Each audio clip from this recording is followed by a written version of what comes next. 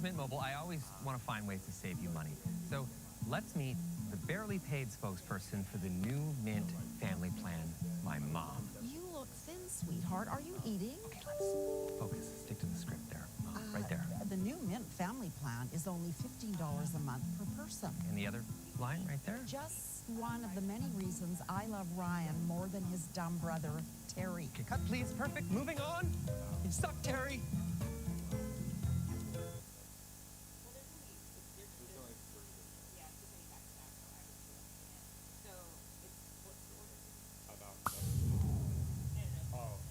I knew that I was going to borrow money, pay it back with interest, and that was pretty much about what I knew about it. I've always saved my money. My money is my money, and I don't have to think about, paying college debt anymore.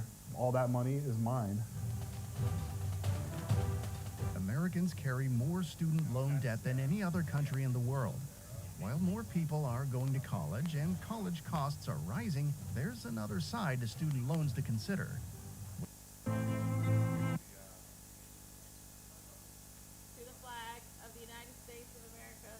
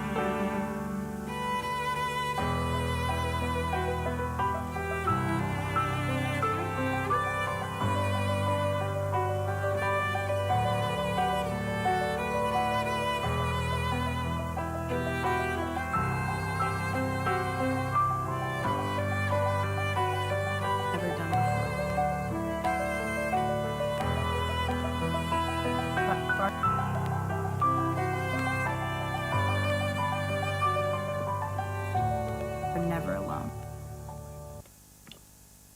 Alone.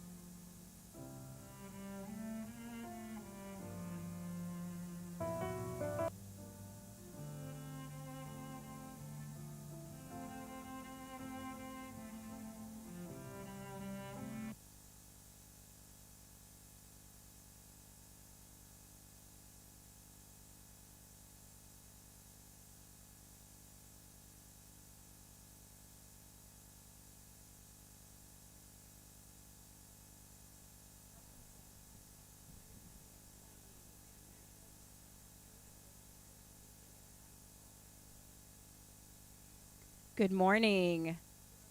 Let's try that again. Good morning. Thank you so much for being here this morning and being a part of being a positive influence on your peers, and knowing that our mental health is just as important as our physical health. So I commend each of you. You inspire us because we know that being what it means to be well is that we are well physically and mentally. I'm Tamara Ederling, and I have the privilege of being the Student Services Director for Hall County Schools. And we're like to shout out to Chastity, who is live streaming with us today. We know West Hall High School will have an event this afternoon as well. So all 7 high schools are participating today, and we're glad to have everybody here. And as you know, May is Mental Health Awareness Month, and schools around the nation have committed to say, we know that mental health is really important, and we need to support each other, and that's why we're here today. We also want you to know what the resources you have, and that a trusted adult is really important in your school. The theme for Mental Health Awareness Week for 2023 is Towards Resilience. The focus of the presentation today will be on building resilience and helping individuals to overcome adversity and to thrive. We aim to encourage people to talk openly about mental health and to promote activities and resources that can help support mental well-being, which is why you also see our sources of strength flag here. We are very, very much investing in sources of strength just like you are, because we all have those ups and downs in our life, and we know that we need skills. So this would not be possible without partners in our community. It's not just Project Aware or Hall County Schools. Our entire community has gotten together today to make sure that this event has happened, and it's important to these organizations that we promote positive mental health. So if you are here representing one of these agencies or groups, I just ask that you please stand up when I name your organization. United Way of Hall County, they actually helped present this event. Centerpoint for providing students and volunteers with lunch today. The Partnership for Drug-Free Hall for organizing and promoting our event today. And Project Aware for Hall County supporting these efforts. We also want to thank the Department of Public Health, Jay's Place, and Northeast Georgia Medical Center. Again, thank you for your partnership and putting the emphasis on how important this work is. So, until further ado, I'd like to introduce our Teen Truth speaker. His name is Caleb Campbell. He is our special guest, and he's a part of an organization called Teen Truth. He's a former NFL player and a U.S. Army officer who now tours the country, expanding Teen Truth's mission to schools like ours. Since its inception, Teen Truth has touched over 11 million students and has a footprint in over 7,000 schools. Our speaker today promises not to disappoint with his message or his energy. Please join me in welcoming Teen Truth's best motivational speaker, Caleb Campbell.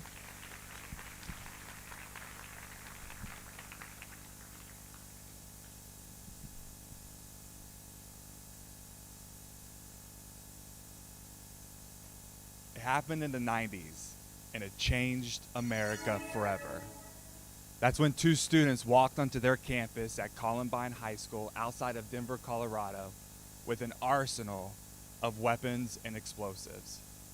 And on this dreadful day, several students and several teachers, they lost their lives. And I remember exactly where I was when I first heard this news. I was at home for lunch that afternoon with my 2 brothers and with my mom.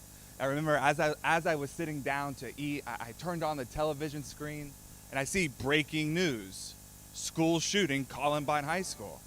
I was confused. I honestly didn't know when I turned on the television screen if I was watching like a Hollywood movie or if I was watching real live events unfold in front of me. And as the news continued to unfold, I recognized really quickly that this, in fact, was not a movie. It was happening in real time. And I remember my hands began to shake and I got tears in my eyes, and I looked over at my mom in the kitchen. I said, "Mom, how? Like, why? Listen, I didn't have the best high school experience, but never in my wildest dreams would I ever consider walking onto my school campus with the intention to harm my classmates. And all day, all I did was ask how and why. And as you can probably imagine, I'm not the only one asking how and why. When the news broke, all of the world is asking how and why. And what we see after this is we see all these major news stations. We got CNN, Fox News, MSNBC. What they did is they went out and they found all of these so-called experts. They got religious leaders and lawyers and doctors. They got psychologists. They got law enforcement officers. And they paraded these experts on their news station to ask these experts those two questions. How did this happen? Why did this happen? And as you know, these experts, they gave us their expert opinions about how and why. But school shootings, teen suicides, substance abuse, racism, bullying, right? Mental health challenges are happening every single day. In schools just like this, in communities just like this, and every time that they happen, what do we see? We see the same adults on the same news station saying the same old thing, but nothing ever really changes. Do you know what we hardly ever see? Hardly ever do we see young adults like you given the opportunity to speak openly and freely about some of the challenges and the pressures that you are facing. In fact, when you do speak up, 9 times out of 10, the parents or the adults in your life, they're too busy with their own lives and they're not paying enough attention, right? Or when you do say something, they just don't take you serious. But if you ask me, that's a grave mistake, because when we look at it, you all as young adults, you are right smack dab in the middle of some of the biggest challenges that we are facing as a country. And I can't help but to think that your voice, your story, your truth needs to be told, because when it's told, not only does it empower you, but it also helps other people in the process. And several years back, you see, Teen Truth saw this as a missed opportunity. And so what Teen Truth set out to do is they set out to create a platform to elevate student stories, to elevate student voices just like yours. And how they did this is they found 5 high school seniors from the state of California. And they gave cameras to these seniors and they invited them to be part of a year-long project. And all that this project consisted of was to take those cameras into sporting events, into parties, into homes, into classrooms, and just document their lives. It was like they were vlogging, but this is way before vlogging was ever a thing.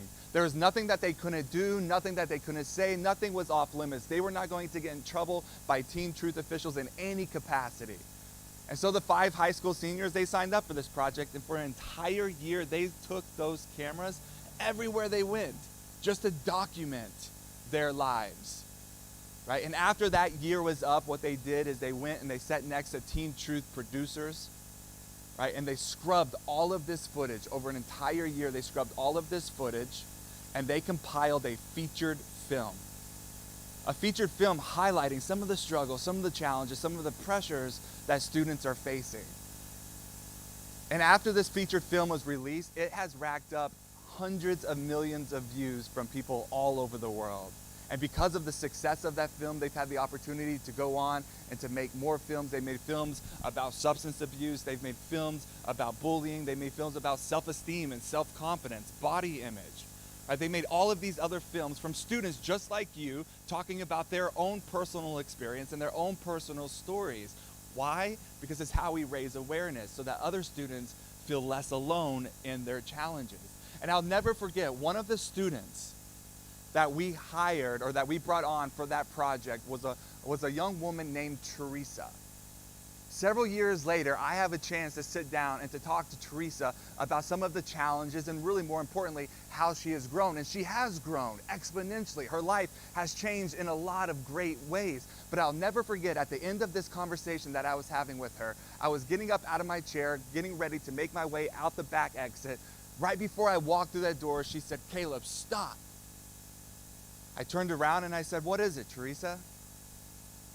She said, "Can I tell you one more thing?" And I said, "Of course." She said, "You know, a lot of good things have happened in my life since we shot that film. But can I be honest with you?" She said, "I'm still a person that on the outside, everything looks good now, but it looks great, like I've got it all together. But on the inside, sometimes it feels like I'm barely holding on.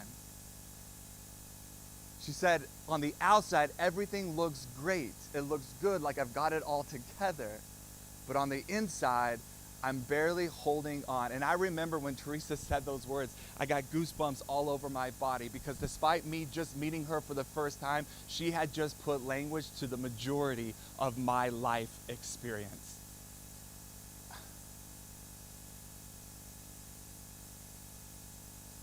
I wasn't planning on saying this. I wasn't planning on going here, but I guess we're kind of a small group today. I just want to be honest with you all. That resonated so much with me, because for the majority of my life, I have secretly and silently suffered. I'm still kind of a big guy. When I walk into a room, I can pull my shoulders back, I can lift my head up high, I can put a big smile on my face, and when everybody finds out that I went to West Point, I was commissioned as an officer in the United States Army, when you find out that I played in the NFL, I've traveled the world speaking to large organizations, when you find all of these things out from the outside looking in, it looks good, it looks great, it looks like I've got it all together. But the truth is, I've spent the majority of my life secretly and silently suffering.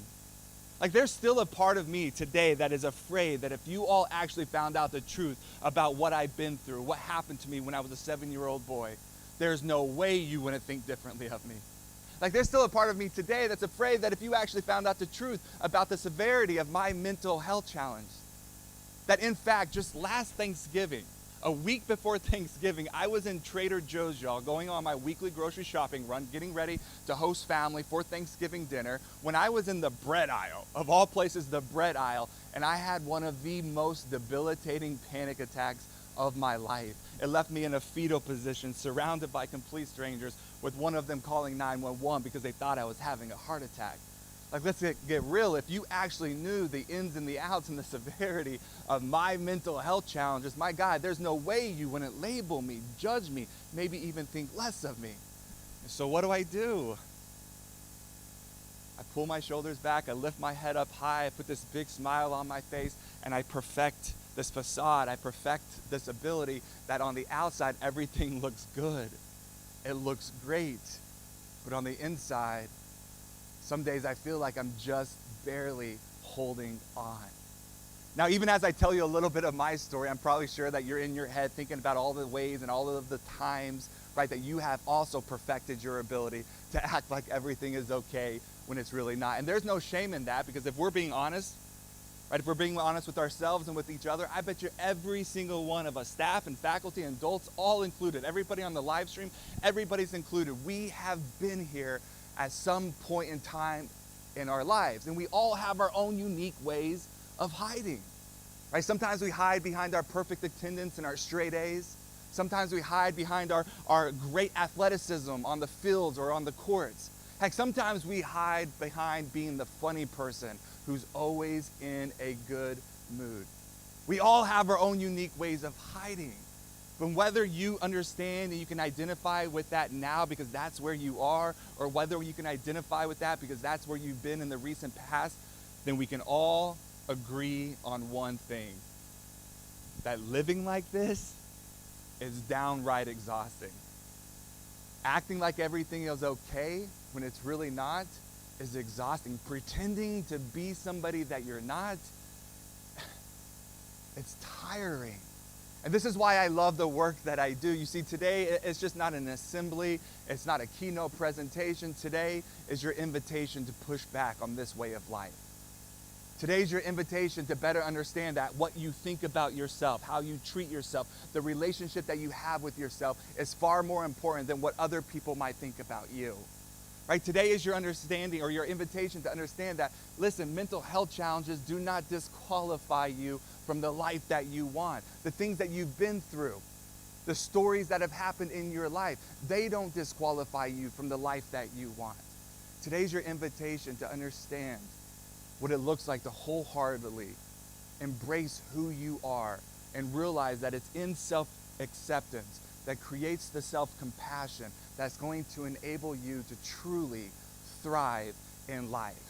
And I understand this is hard, right? But just imagine what it would feel like if you could show up every single day in your young adult life and you don't have to worry about being found out.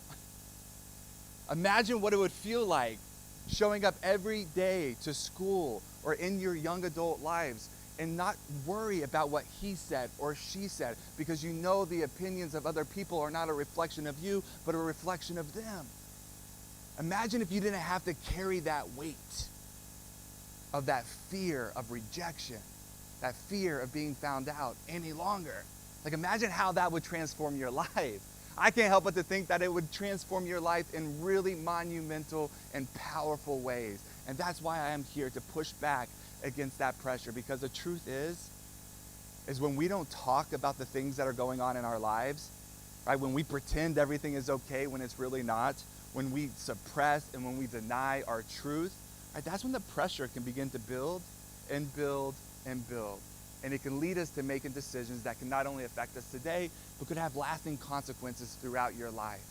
Right? Even as I say this, I'm thinking of a young woman that I met at a conference a couple of years back.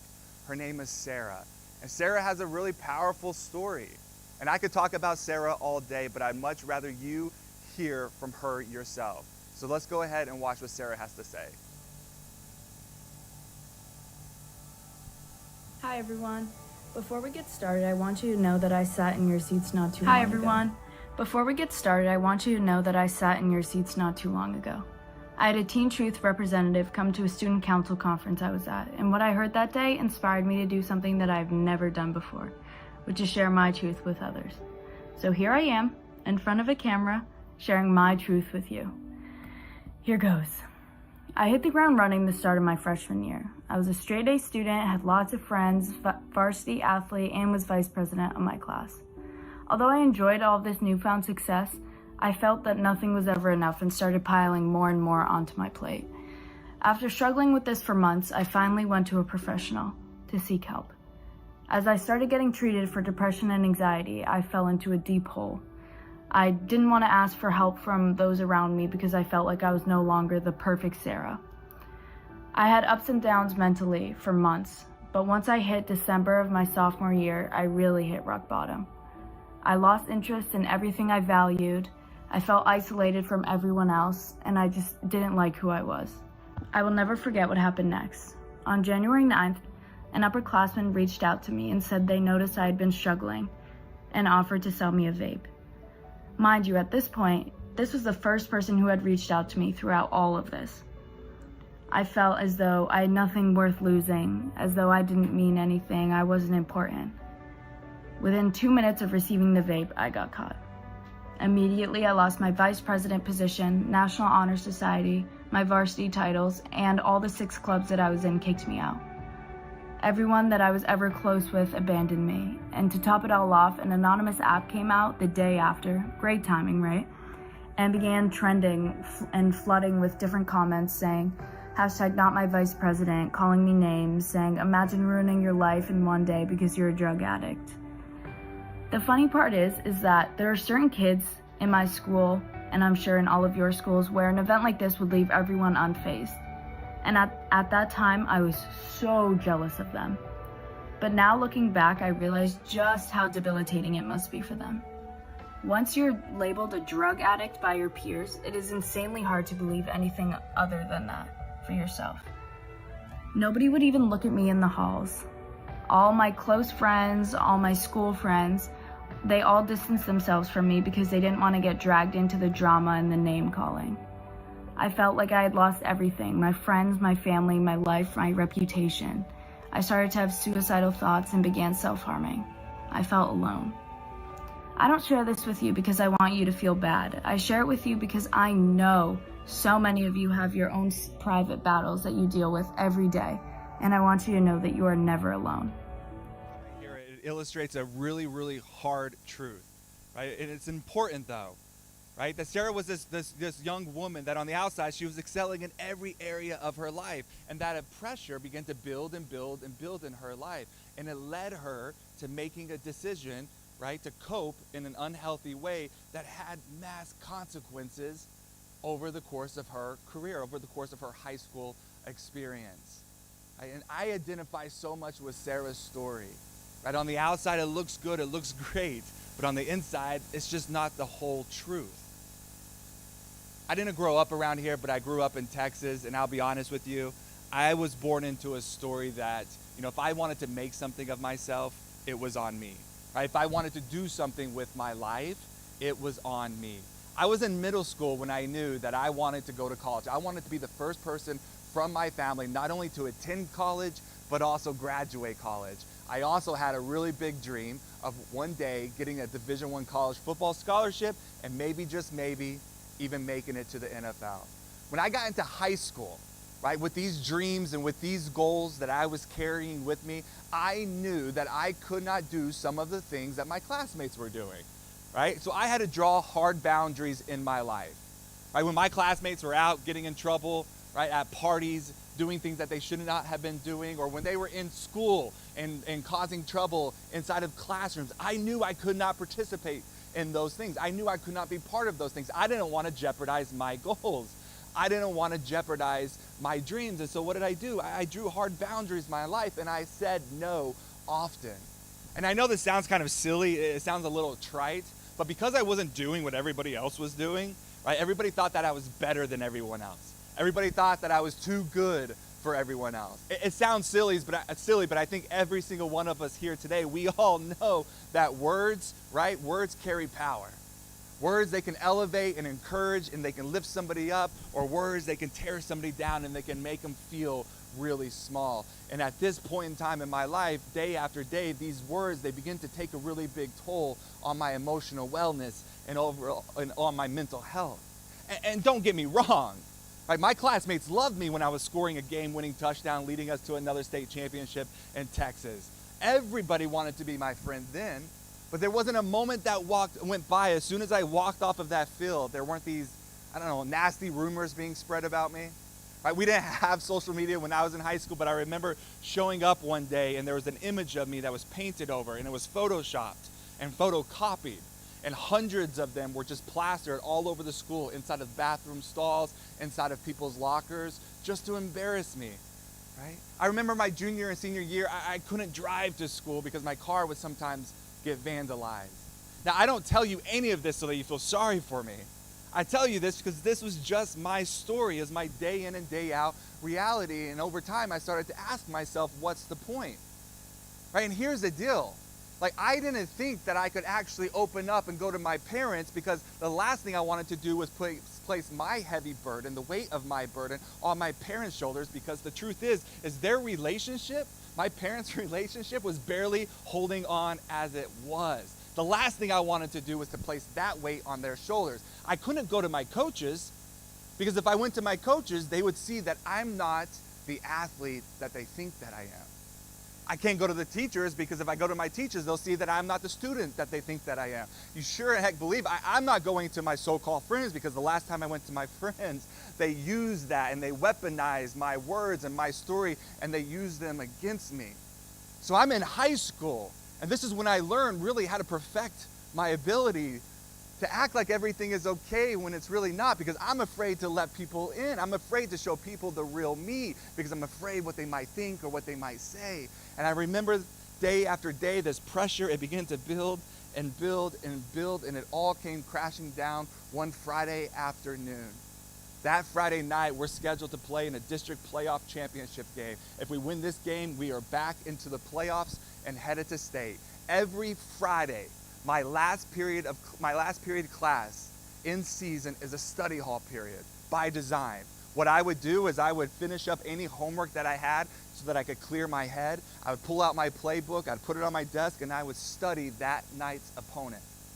But on this Friday, on this afternoon, I didn't care about homework, and I certainly didn't care about my playbook. What I did instead is I ripped out a piece of paper, and on top of that paper I wrote, "Dear Mom and Dad." And the first sentence that I wrote said, "It's not your fault, period." For the next 25 minutes, with tears coming down my face, I wrote a page-long letter to my mom and my dad and my two brothers, letting them know why I was about to make the decision that I was about to make. I'm inducted into the High School Hall of Fame already in Texas. I'm two-time All-State.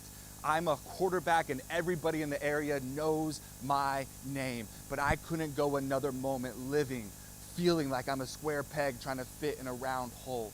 Right? I couldn't go another day feeling the way that I was feeling, the pressure building and building and building. And I'll never forget when I heard that bell ring, I folded up that letter, I wiped the tears from my eyes, and I walked out of the back of my classroom. And I walked through my entire school, hundreds of students. I walked out the back exit into the school parking lot, right? I found my car, I opened up my car, I sat in my car, and I just started to weep. And I started to weep because I realized that I had just walked through my entire school. And despite countless number of students seeing the pain painted across my face, not one of them stopped me and asked me if I was okay. Not one of them went out of their way to ask if everything was okay. And what that did is it validated a story in me. A story that was constantly on repeat. Nobody cares. Nobody sees you. You're all alone. You're doing this all alone. And I remember sitting in my car feeling the full weight of those stories. So I wiped the tears away and I began to drive home. I knew my two brothers, they were still at school. My parents, they were at work. I would be home alone. I got into my driveway, parked my car, walked through my front door, locked the front door behind me, went through my living room, shut every window, walked down this long hallway. My bedroom was the last bedroom at the back of this hallway. I got into my bedroom, I locked the door behind me, I go over to my two windows, I shut the blinds, I take this note, I unfold it, I put it on the desk next to my bed, and then I sit on the edge of my bed with my head buried in my hands, thinking about this decision that I'm about to make. Because I can't deal with the pressure, I can't deal with the loneliness, I can't deal with the pain of feeling like I'm all alone in this life, feeling like nobody sees me, nobody gets me, living so afraid to let people in, because if I let them in, what are they going to think about me? Right? The last time I let them in, it actually caused more harm for me.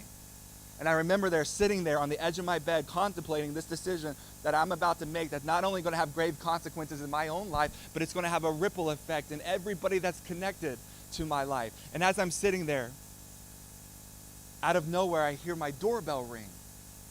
It shocked me. It scared me.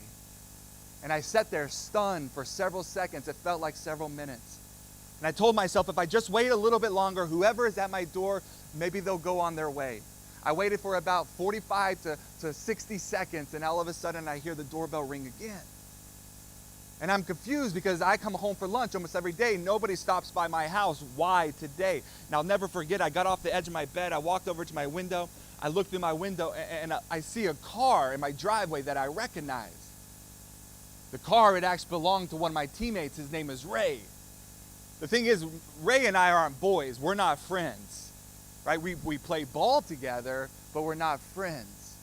And as I'm looking out the window trying to understand what's happening again, my doorbell rings one more time. So I wipe the tears from my face. I unlock my door. I walk down this long hallway. I go through the living room. I get to the front door. I unlock it. I open it up, and I see Ray standing on the other side of this door. You see, Ray, he's kind of a big guy. He's one of those guys that's always making jokes and always laughing, always has a smile on his face. But on this day, on this afternoon, Ray, he didn't have a smile on his face. He had a face full of concern. And I'll never forget, Ray, he asked me a question. And it saved my life. And the crazy thing is, this question isn't a profound question. Actually, I would argue that every single one of us in here today, we've been asked this question at some point in time. Right? The only reason why this question saved my life on this day was because it was the first time that I decided to answer it honestly. And I'll never forget Ray, he's standing across the door, and he said, "Caleb, I saw you getting in your car. I saw that you were upset." He saw me.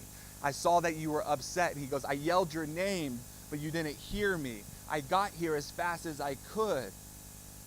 And then he looked me straight in the eyes and he says, "Caleb, do you need help?" And the reason why this question was such a profound question for me in answering it honestly is because up until this point, the last time somebody ever asked me that question, answer was always no. No, I don't need help. No, I'm okay. No, worry about yourself. right? Because I didn't want people to know that I was weak. I didn't want to let people in. I didn't want people to see that I'm not as strong as they think that I am. But on this day, on this afternoon, I knew something had to change. And so with tears coming down my face, I looked at Ray for the first time and said, yeah, man, I need help. And I'll never forget Ray, he came close, he got really close to me. He gave me the biggest bear hug of my life.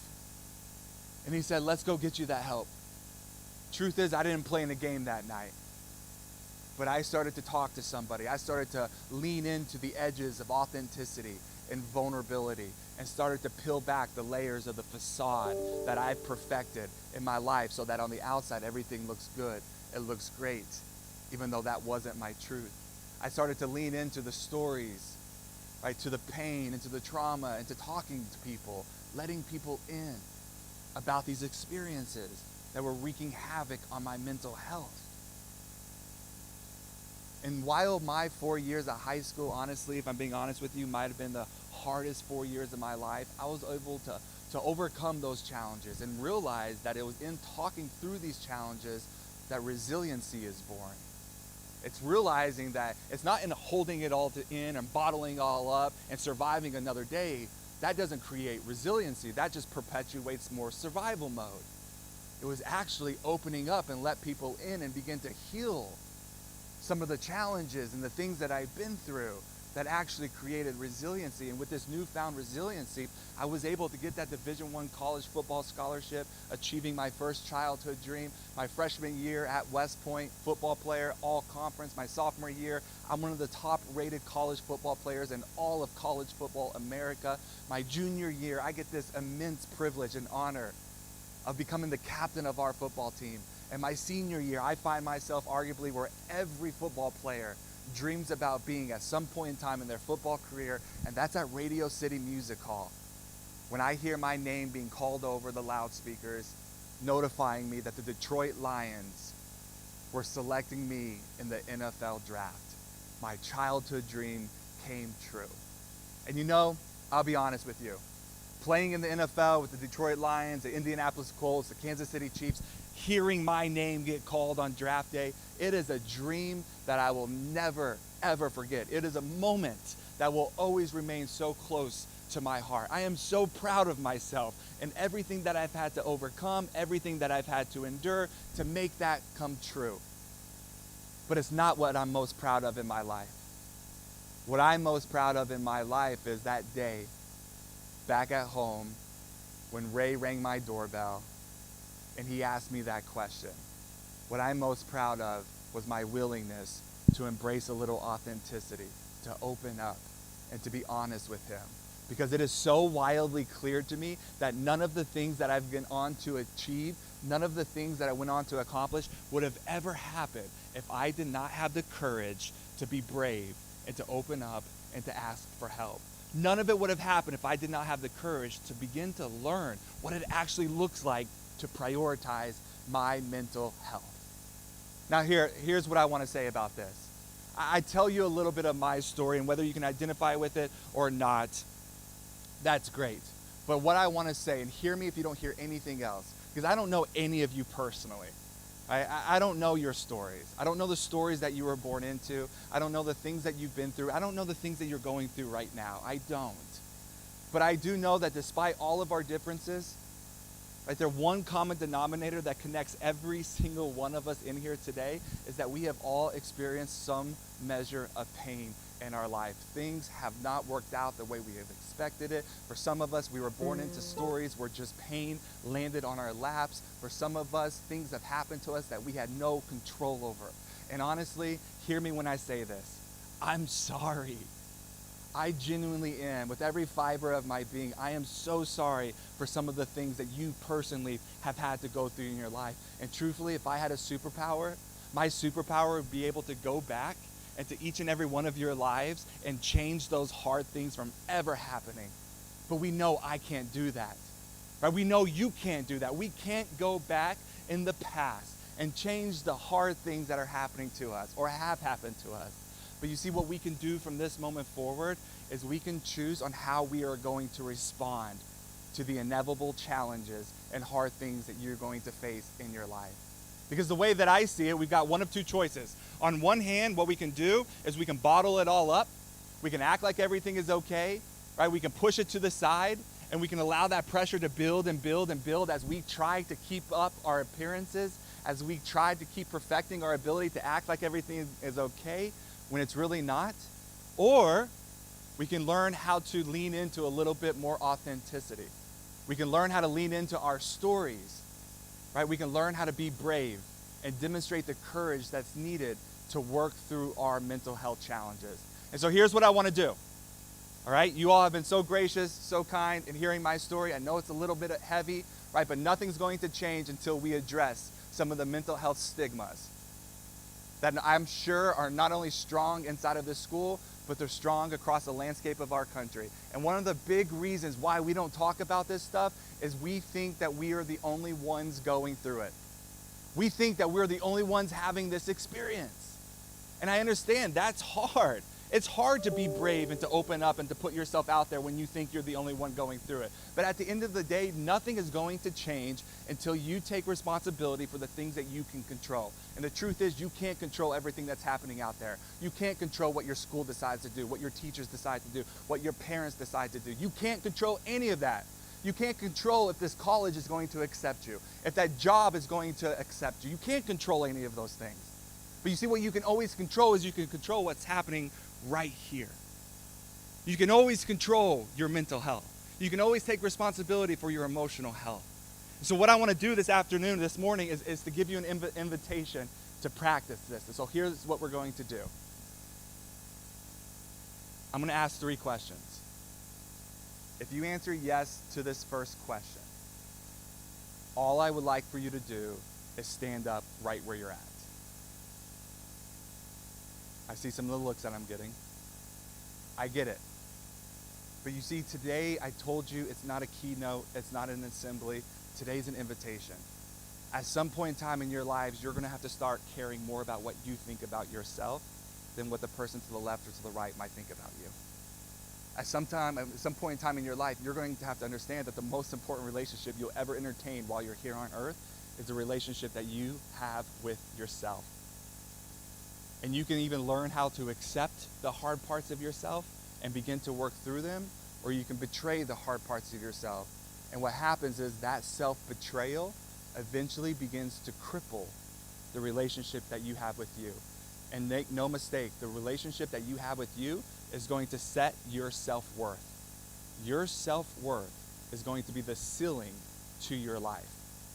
If you want to raise the ceiling in your life, if you want to go higher, if you want to go further, if you want to go faster, if you want to go longer, then your self-worth has to meet you there. So I'm going to give you a chance to respond today, to lean into a little bit of authenticity and to be brave. And so the first question, it's an easy question, okay? If you would say right now, or maybe even in the recent past, you've been dealing with some sort of fear of being found out, fear of being overlooked, fear of being rejected, fear of not being enough, fear of being a failure. If fear has had a place in your life now or in the recent past, would you be so brave to stand up right where you're at?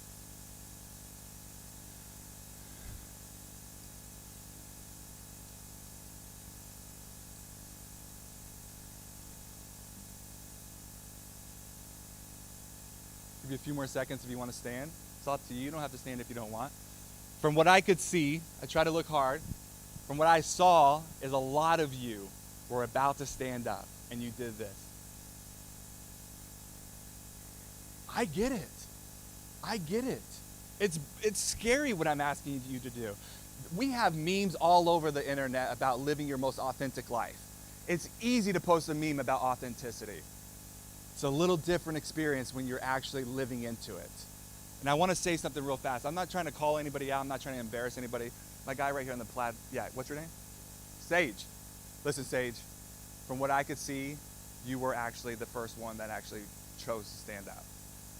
Hear me when I say this. Sage, I don't know you. I don't know your story. I don't know what you've been through or what you're going through. But what I do know is that what you just demonstrated, that's internal strength. That's courage. And I don't care what life has told you to believe about who you are or what's possible for you, because I need you to see that you have everything that it takes to go the distance. So I need you to remember this moment, Sage. Can we give Sage a big round of applause?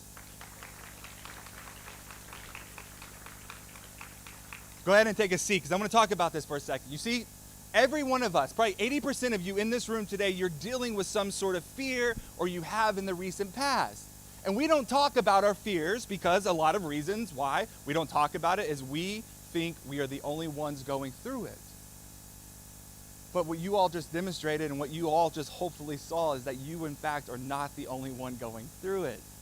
You all, the very thing, the fear you think disconnects you, is actually the very thing that connects all of you. Fear is actually the doorway. Going into our fear, leaning into our fear, working through our fear together is actually the doorway to the life that you want, not the avoidance of it. And we avoid it because we're ashamed of it. But I need you to see that in the avoidance of our fear, the fear grows stronger and stronger and stronger. So what does it actively look like to work through your fear?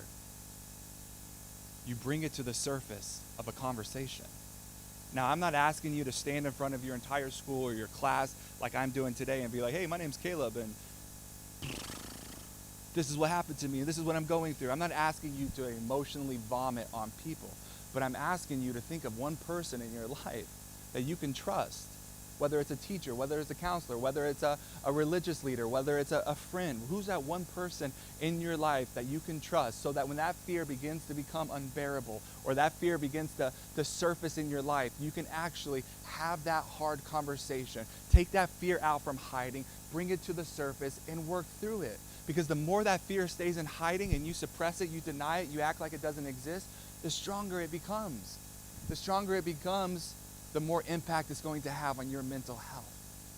So hopefully you see that you're not alone in this. So what would it look like, especially if you're next to a friend, right? To be like each other's accountability partner. I think that has the power to really make a difference in your life. Here's the second question I want to ask. The second question I want to ask is if you would say right now or again in the recent past, you've been dealing with mental health challenges, depression, thoughts of self-harm, worry, anxiety, right? If you've been dealing with chronic stress, right? If you've been dealing with any sort of mental health challenges now or in the recent past, would you just stand up right where you're at?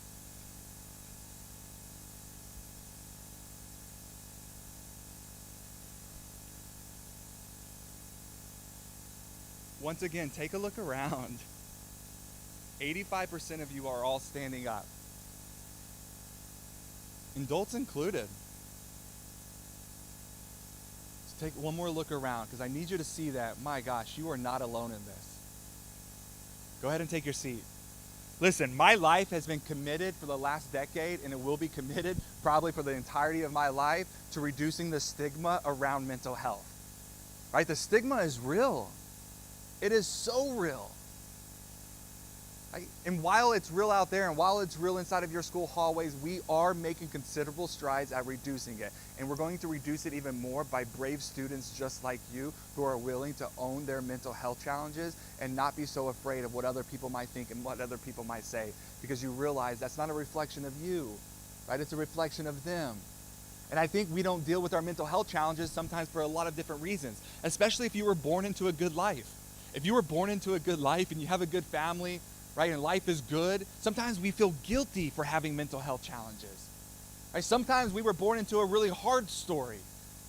Right? And mental health challenges is all that we know. Right? And whether it's one side or the other, the fact is mental health, it doesn't discriminate. Right? It doesn't care your color of your skin. It doesn't care the religion that you practice. It doesn't care about any of those things. Mental health challenges just are part of life. But just like our fear, the more that we suppress them, the more that we deny them, the stronger they actually grow. But mental health challenges don't stand a chance against connection, against community, against speaking about the things that you're going through. And so whether it's fear or whether it's your mental health challenges, right, all that I would ask you to do is to lean into it, right, to find that one person that you can trust, and to talk about these things that are going on in your life. This is how we connect to our voice. This is how we use our voice and our story, not only to make a bigger impact with us, but also with other people. How are we doing? Thumbs up if we're doing okay. Can I ask one more question? Yeah, we go with this? One more question that I'm gonna ask, and I'll tell you why it's an important question. And I will never, ever, ever, ever, ever, ever ask you to disclose this question, or this answer, okay? This is between you and you. But after I ask it, I will tell you why it's important. But if you would say, and takes courage, this one's a little harder, this one takes courage, but I believe in you. But if you would say that right now in your life there's a secret that nobody else knows, would you just stand up right where you're at?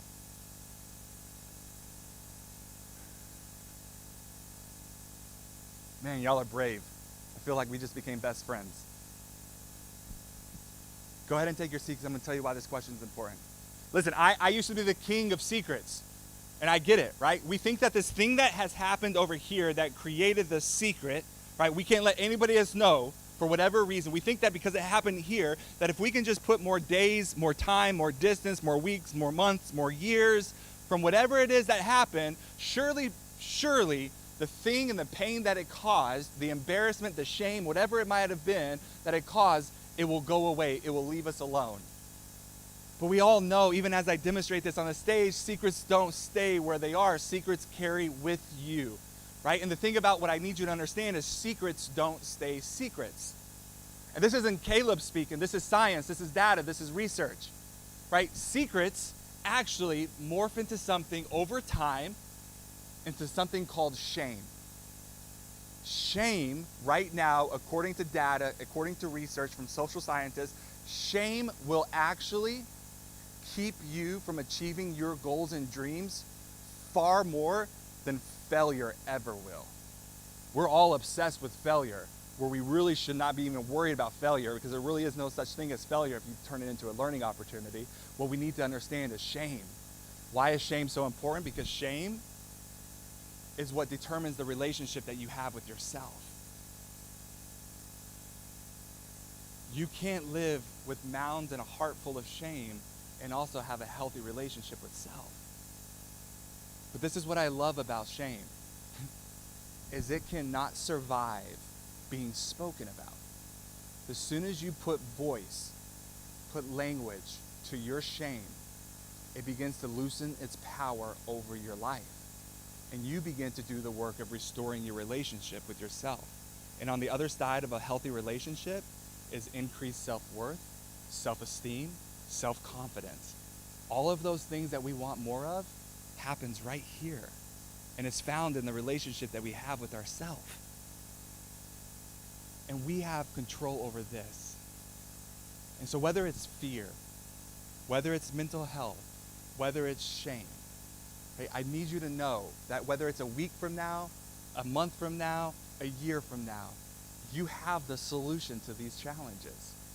You have the solution to these challenges. And it's only going to be accessed when you find the courage to be brave and to lean into your story a little bit more. And when you lean into your story, you get to share it. And in sharing it, you get to help other people feel less alone. There are students inside of this hallway, inside of this school, that are going home and thinking about writing their own letters, thinking about causing self-harm, thinking about causing harm to other people. It's hard to hear, but it's the truth. It happens in every school across America. Like, nobody gets out of this without having that kind of experience. And these students right now are longing and hoping for somebody to come along and to mirror back to them that they in fact are not broken. They in fact are not alone.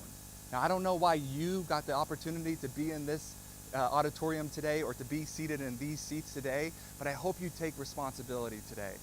Right? I hope you realize just how important this is, not only for your longevity and sustainability of mental health in your own personal life, but also for everyone else out there that's secretly and silently struggling. So I got a question that I want to ask you all. The last question, and we'll close with this. How many of you remember Ray from my story? So my question is simple. That is, when you walk out of this auditorium today and you go back to your regularly scheduled lives, If you are sitting here today and you are saying, you know what, I want to be a ray for somebody else. I want to be a ray. I want to go out of my way. I want to find that person eating alone. I want to make sure that person who I know has got these rumors being spread about him or her or they. I want to be that person that's going to go out of my way to help another person, because I don't think anybody should have to go through this all alone. If you want to be that person, on the count of 3, all I want you to do is stand up right where you're at. And believe me, if you don't want to be that person, don't worry about it. It's between you and yourself. That's okay. I'm not judging. But on the count of 3, love the enthusiasm. 1, 2, 3.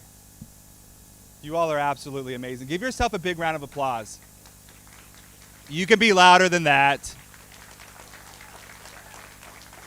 Give yourself a big round of applause. Go ahead and take your seats. You all have been absolutely amazing. I get to spend a couple more hours with you. We'll dive a little bit deeper. It'll be a little more fun, I promise. But we have to have these conversations, right? This is where resiliency is born, right? This is where authenticity is born. These are buzzwords. They're easy to digest on social media when you're looking through your phone. They're a whole different world to embrace in real life. But you all did that. And I hope you remember this moment forever, that you have the courage. You have the courage. You have what it takes to overcome any of the challenges that you might find yourself experiencing now or in the future. Thank you all so, so much. And I'll hand this over and we'll go from there. Thank you.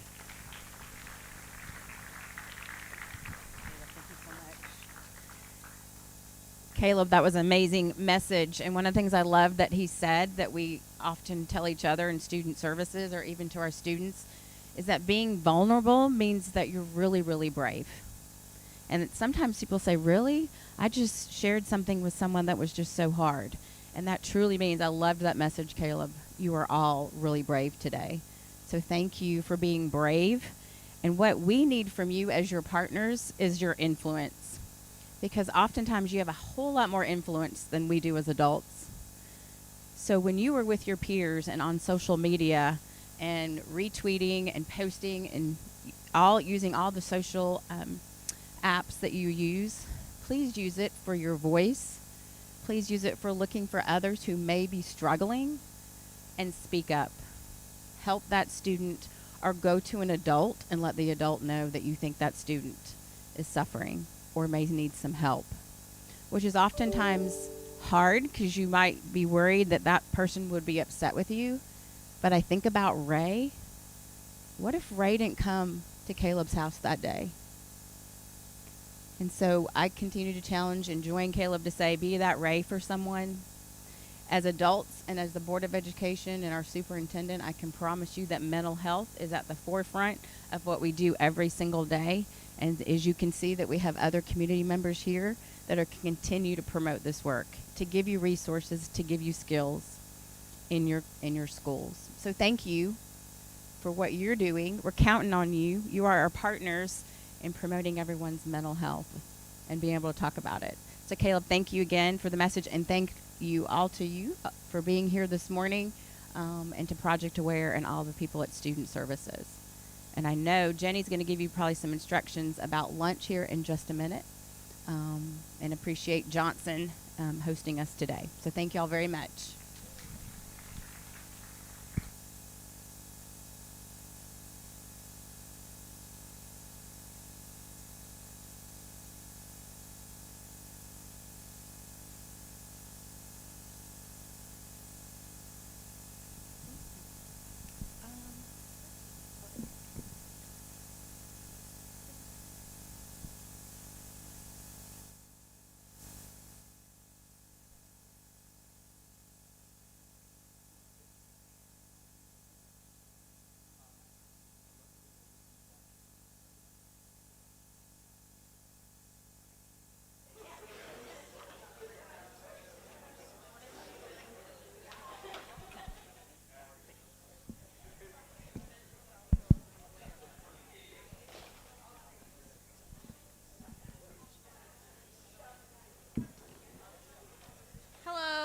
I know some of you I don't know, but from the bottom of my heart, thank you all so much for taking time to be here. You could be anywhere else taking an AP test, but you're here with us.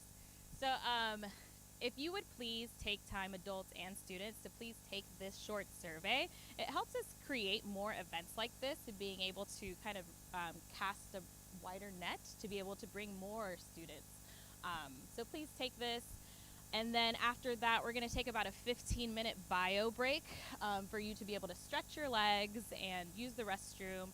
We're going to transition to the summit part where we're going to do some planning with your ideas. I know some of you have to head back to your schools, and that's okay.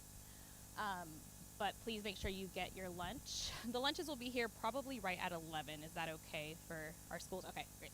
And then if you have to go back to your school, just grab your lunch and you can head back. Otherwise, we're just going to eat outside right out here because we want to make sure we maintain this beautiful auditorium as beautiful and pristine as it is. So once again, thank you so much to our sponsors and all of our teachers and students who are able to come here today. We really appreciate it. And my name is Jenny Chappell. I work with Project Aware. And thank you to the Aware team who's also here.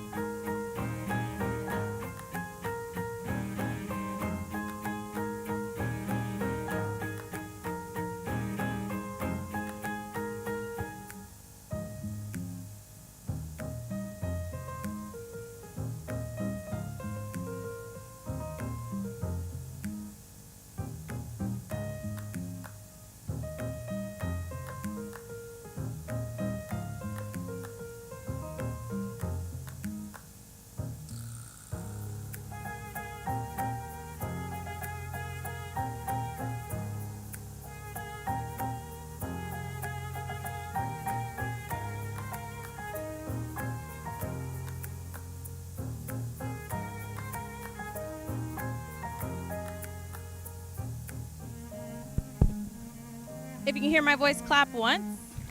If you can hear my voice, clap twice. Awesome. So while we're waiting for the food, I definitely believe in the power of you all being able to rest and just be students. But I also want to hear from you as we kind of get lunch together and then transition to the next part. And then I brought my friend Aubrey here. She's going to introduce herself to be able to share what has stuck out to you in that presentation and what is something you would want someone in the room to know about you. Hi, my name's Aubrey. Something that stuck out to me in that presentation was that even though that girl was popular and she was called herself perfect, not nobody in here is perfect, and whether you may be popular and you have so many friends, it doesn't matter how many friends you have. What matters is if you got at least one friend that's going to stick there beside you, going through all the stuff that you've been through, and somebody that's going to stick there even though you're in your lowest spot. And that's what stuck out to me in that video. And also, I could relate to that a lot. I may have not been bullied by other people in school, but I've been bullied by family members. And some of that could have happened towards y'all. Physical abuse, sexual abuse, going places that you probably don't even want to go to. But yeah, I just think that y'all need somebody in y'all's life that you can talk to and share to, maybe even a counselor at school.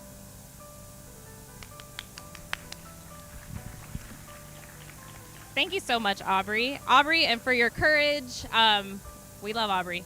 The Department of Public Health has been very generous and has brought some goodies for you all today, as well as some giveaways for those of you who are brave enough, not that all of you are not brave enough, but who want to come up and share some of your stories. And so please enjoy this Bluetooth speaker for you to use during summer break when you're at the pool.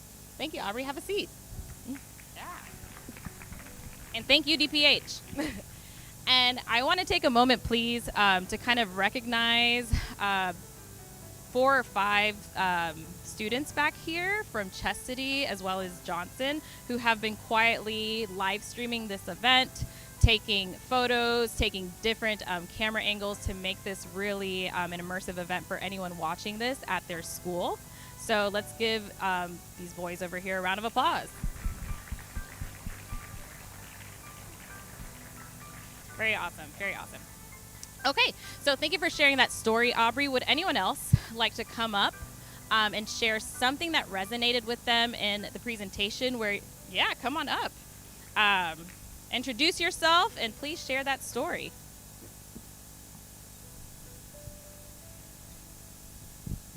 Hey guys, so I'm the kid with the plaid from earlier. I'm just the talk of the town today. So hi, my name is Sage. Hey, I wasn't expecting you guys to say hey back to me. So one thing that really resonated with this entire talk is just kind of self-expression. It's hard to open up. It's hard to be like, hey, you know, this is how I feel because you're worried about the way somebody might respond to that. And that's okay. That is a human emotion. And Caleb covered it. I'm going to cover it. Anybody else is going to cover it whenever they talk to you about it. Because it's okay to be human. That's what you are. And you can be sad, you can be mad, you can be happy, and it's going to be okay no matter what. Because whatever happens, happens. And then you grow from it. And it's fine. And I think that Caleb did a great job explaining that. He was able to just talk in front of all of these people that he's never met in his life. He doesn't know what we're going to say. And he was open about it. And he was coming to everybody with open arms and just being honest. And I think everybody can learn from that. So give a round of applause to Caleb.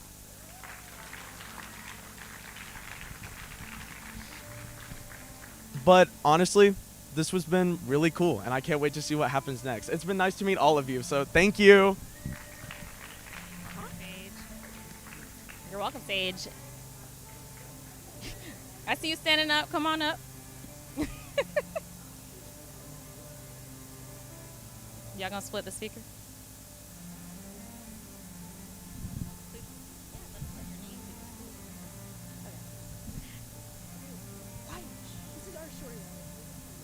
We love you, Wyatt. Okay. Hi, my name is Litzy. My name's Amberly, and we're in 11th grade. So, yeah, we both go to Johnson, and this is about a two-part story that we experienced when we first met each other. When we first met each other, I was really struggling mentally, and I had a hard time like opening up about it.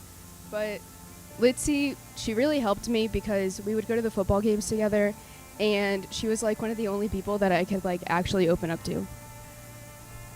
So, guys, I don't know if you know me. I talk to everyone, and I'm very expressive, but sometimes, same thing with Amberly. I helped her talk about it because I know some people have difficult times talking about it, especially when they think the issue is not relevant to other people. But even when I struggled the expressing myself, especially when I was needing help. And this is when my trust and Amberly came in, especially when I needed to tell her things about that I was really struggling with. And our friendship has grown so much.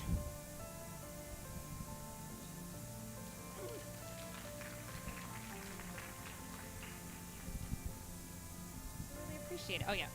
There you go. Enjoy. Okay. All right. We have one more student that's going to share. Oh, wait. What happened? Are we pointing at a camera person? Okay. So we have two more students that are going to share. And then we're going to transition over to lunch. It's still morning. Okay. Good morning. Good morning. All right. There you go. All right. My name is Wyatt. I've had a life. I don't really know where to start. Well, what really stuck out to me when Caleb was talking, he said that it matters like what you do with like your mistakes. If you make a mistake, it's up to you to find help and to like learn from it, make it a learning experience. Instead of letting it bring you down, gotta learn from it and grow. That's what I've tried to do with my mistakes and my past self. I've made several mistakes in my whole life, and I just let those mistakes bring me down and bring me to a place where I shouldn't be. I was brought into a dark hole. Felt like no one could save me. Felt like no one could help me, but I just didn't find the help. I just didn't go seek help. I just stayed and tried to do it on my own. And you can't do that. And when you try to do it on your own, it's hard.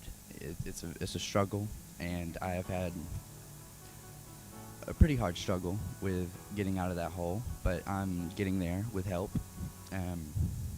But yeah, I've learned from my past mistakes, and I've grown into a better person. I think I've grown into a better person than I was, and yeah, okay. Goodbye.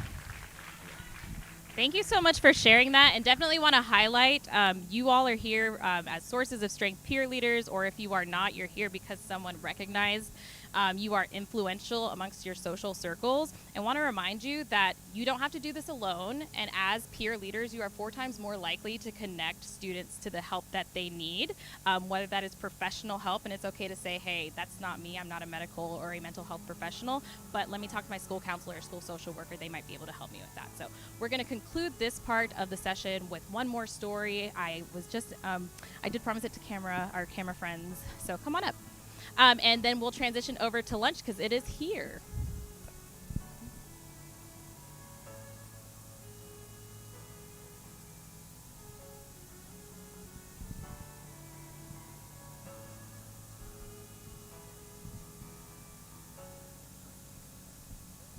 All right, hey guys, how we all doing this afternoon / morning? How's everybody doing? Let me hear something. Come on, let me hear something. Nothing? Okay, thank you. All right. I just wanted to say, Caleb, dude, I've already talked to you beforehand. That absolutely amazing.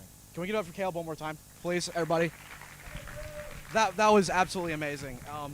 You know, being behind the camera, you know, I'm not in the crowd, I'm not listening to you like that, but like I'm taking in just as much as everybody else is. And one of the biggest things that I caught from you was walking down the hallway. I'm sure everybody in this room has experienced that, walking down the hallway like you're not right and you just want someone to come up to you. I notice you look weird, like, do you need help? Like, do you need someone to be there for you? And a lot of people are scared to do that. And I'm glad that you touched on that, because I've definitely felt that way in my life.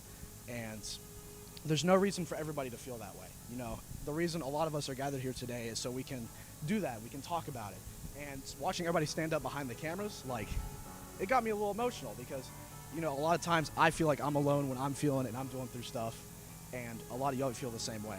So, you know, we're not alone in this. We never are. Never forget that, guys. Please. That's all I gotta say. All right. Awesome. So just some housekeeping rules.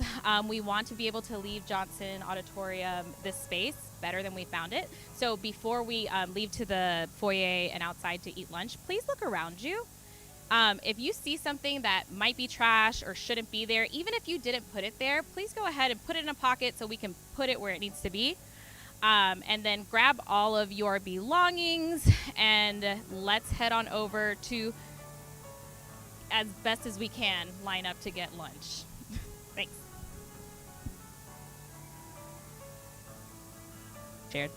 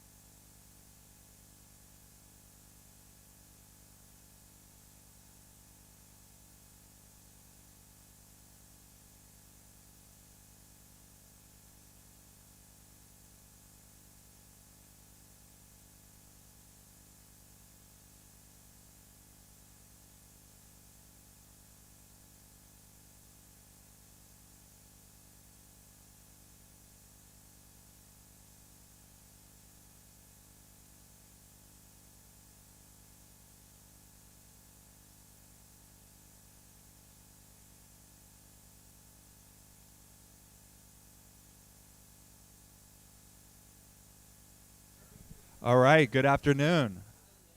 Are our bellies full? Real quick, so that I understand, okay, is this like, are y'all all together from one school? Okay, and then who's together here? The whole group? These 2 rows, and then back there? And you two are separate? Okay, okay, and then over here? Okay, cool. These front 2 rows are all together? Oh. Okay, so we have, how many over here? 1? How many here? 1 group, 2 groups, 3 groups. And then over here? 4, 5. Okay. Okay, this works. All right, before we get into the details of what we'll spend some time this afternoon doing, which I love it because it's more so like it's participation. I would love to hear from you all. I know that we heard from a couple of people, but now that you ate lunch, now you talk with some friends, now that you're back here, what, as you think about our time together this morning, what still stands out to you? Like, what are you taking away? What are you walking away? What resonated the most with you? If you want to just raise your hand, I'd greatly appreciate it. Yes.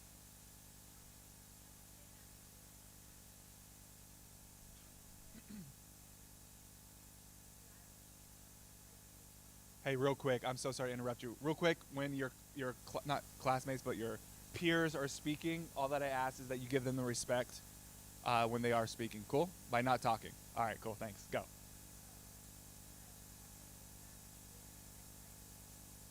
Sure.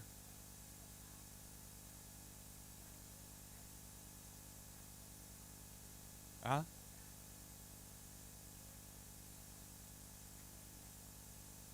Awesome. Thanks for sharing that.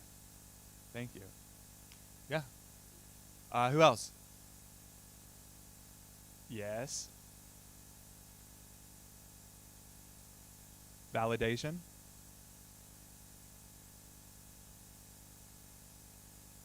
Okay, awesome. Awesome. Now that I was talking about my struggles, sometimes when you hear other people talk about it, you're like, oh, mine are valid as well. Anybody over here? Yes, ma'am.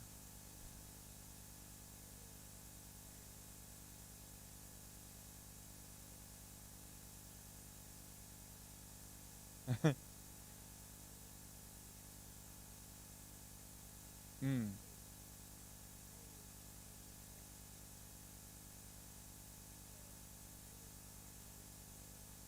Peripheral, yep.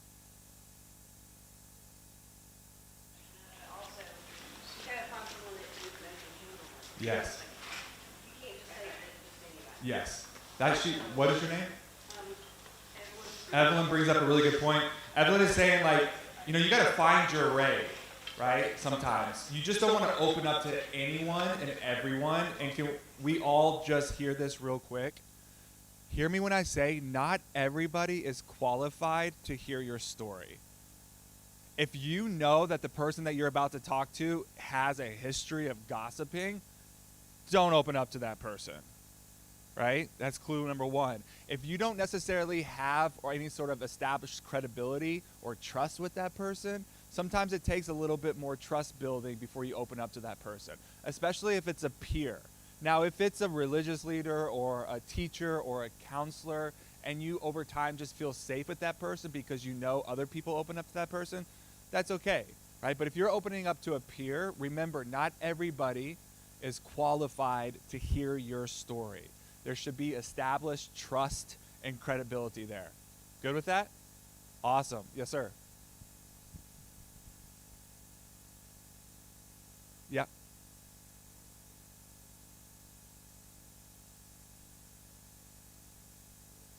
Sure.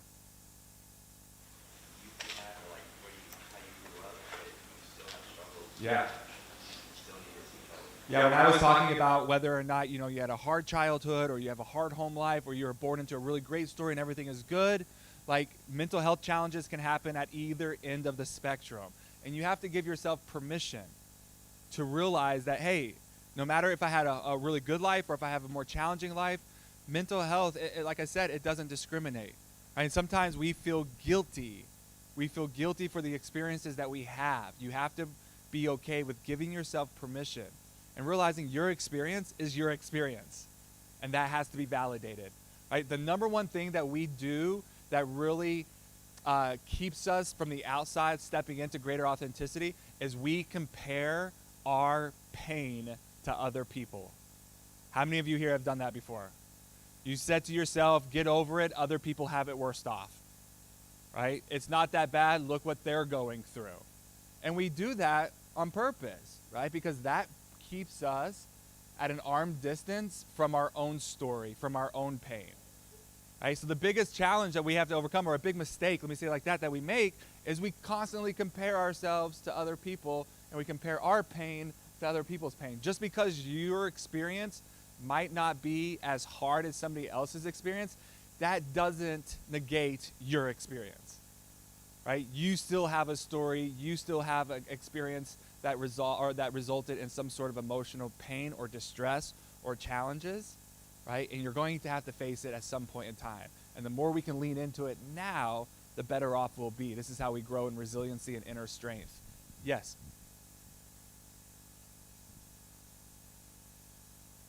Yeah?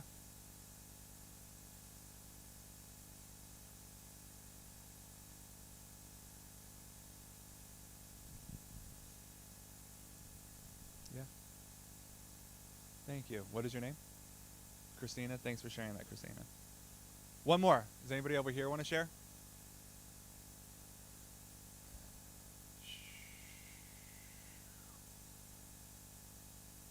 Yes.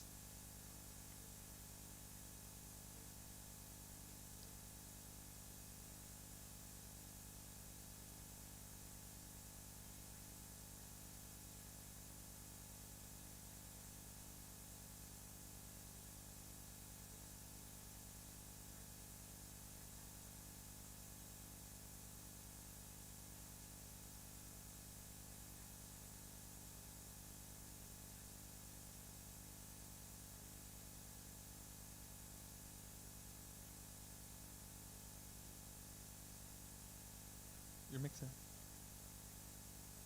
Get over it. Yeah. Yeah.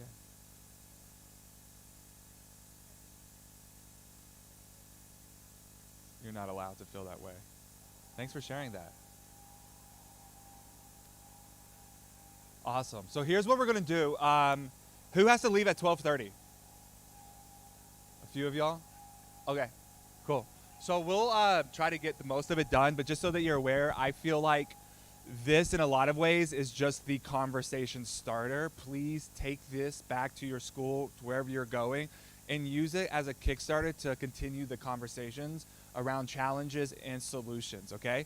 But I'm a strong advocate. I'm a believer that we can't pour from an empty cup, right? I can't show up and really have a positive influence and impact in other people's lives if I'm not showing up as my best self. Right? I have to do work, though, to show up as my best self. Because as you all know, life happens. Right? Life happens, and it continues to happen, and then sometimes it's not easy. And like we discussed today, if we don't know how to take care of ourselves, I can't show up as my best self. I can't help other people in the way that I know I can help other people. And hear me when I say this. When I say show up as your best self, that does not mean that you've got to be on all the time. That doesn't mean that you've got to be in a good mental place all the time. Showing up as your best self really is doing the work, having boundaries, having the toolkit, having the understanding, which we're going to talk about today, of how to optimize your mental health when you're going through challenging parts, right? But showing up as your best self more than anything is showing up as your whole self, your most authentic self. We following? All right, so this first thing that I want to do is all about how we can show up as our best self.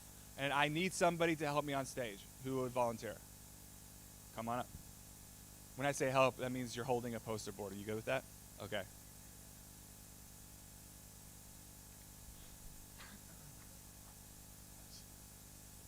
What is your name? Kalia? Can we give Kalia a round of applause? Okay. Nice, sturdy, Kalia.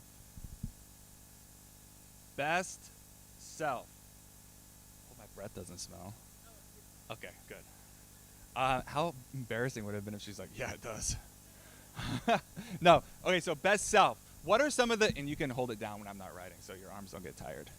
What are some of the things that you would say keep you from your best self? People? Yes. Expectations, can you elaborate?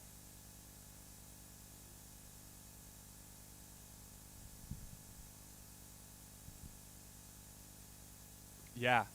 So trying to live up to other people's expectations and the very high, unrealistic expectations you have of yourself. Can anybody else identify with that? Me too.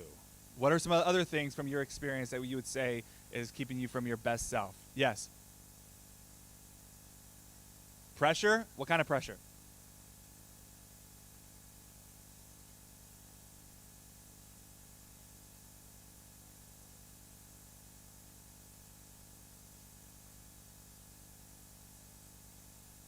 Absolutely.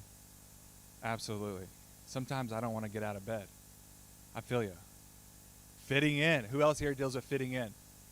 Same, me too. Were you going to say something? Just mental health in general? Okay. Yeah, boss. What? Other people's? Yeah. Yeah. If they're angry, hard, hurtful, harmful. Absolutely. What about over here? Anybody? Yes. Bad influences. Yep. Bad influences. How about, I can't help but to think, when it really comes to something preventing me from really stepping into my best self, is something called the inner critic. Who here has ever dealt with an inner critic? Raise your hand high if you know what I'm talking about, that self-critical voice. What are some of the things that that inner critic says? You're dumb? Yep. Okay, hold on. Dumb. Not enough. What's another one?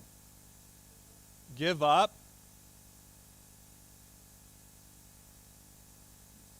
You'll never be anybody.